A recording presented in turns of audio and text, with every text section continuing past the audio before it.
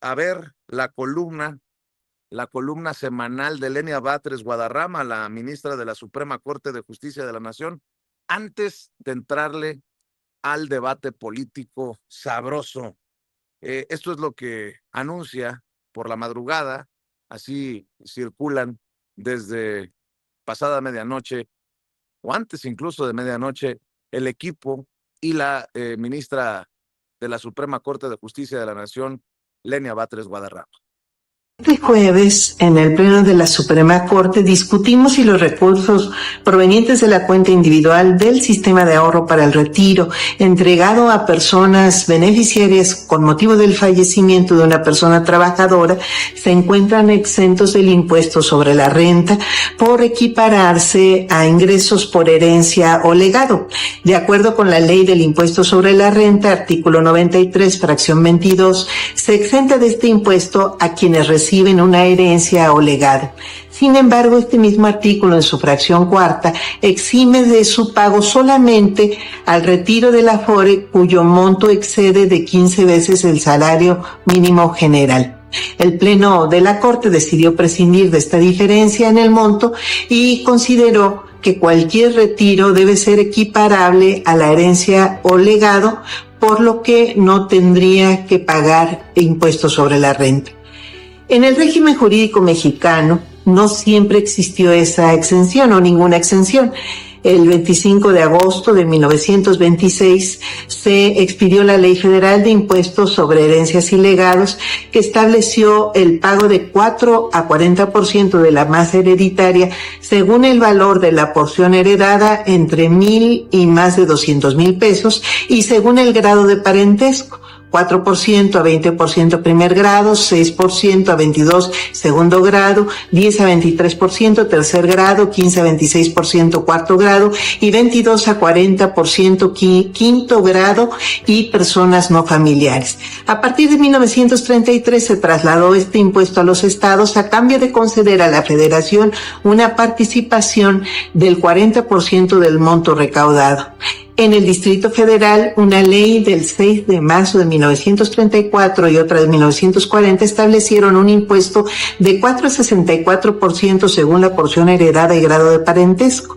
Se tenían 2 años a partir del fallecimiento de la persona trabajadora para realizar el pago.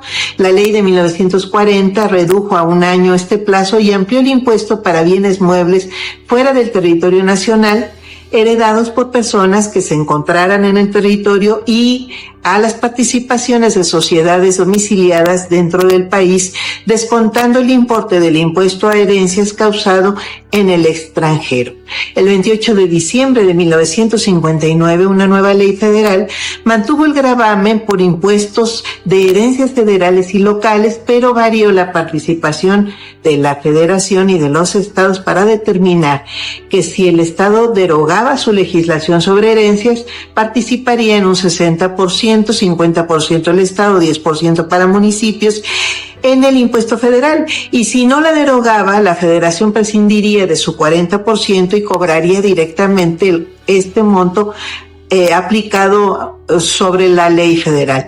Se declararon exentas las porciones heredadas o legadas por parientes dentro de primer grado hasta 30,000 pesos y se determinaron tasas de 1 a 64% de acuerdo con esas mismas consideraciones.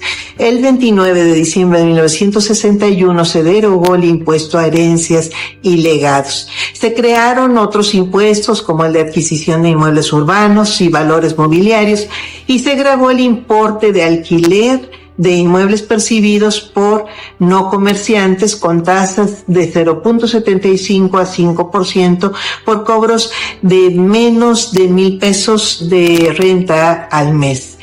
Actualmente 24 países de la Organización para la Cooperación y el Desarrollo Económico cobran un impuesto a la herencia o legado que asciende a 0.5% de los ingresos fiscales totales de esos países. 21 países lo cobran a las personas herederas por grado de parentesco y 3 lo aplican sobre el valor de la propiedad de la persona fallecida.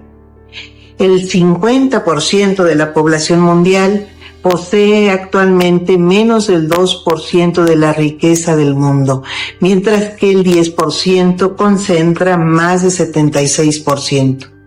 El único mecanismo que tiene nuestro mundo para redistribuir esta riqueza es el pago de impuestos. Por eso es que hace unos días hablamos de que consideramos que es justo que se pagaran impuestos a las herencias y legados. Sin embargo, esa no es una facultad de la Suprema Corte, le corresponde al Congreso de la Unión. Nos vemos en la videocolumna del próximo lunes. Reflexionemos sobre la justicia. Las palabras de la ministra de la Suprema Corte de Justicia de la Nación, Lenia Batres Guadarrama, esto que en ocasiones les duele a aquellos de los privilegios, los que tenían los privilegios antes y que hoy chillan porque la justicia no está a modo. Fíjese que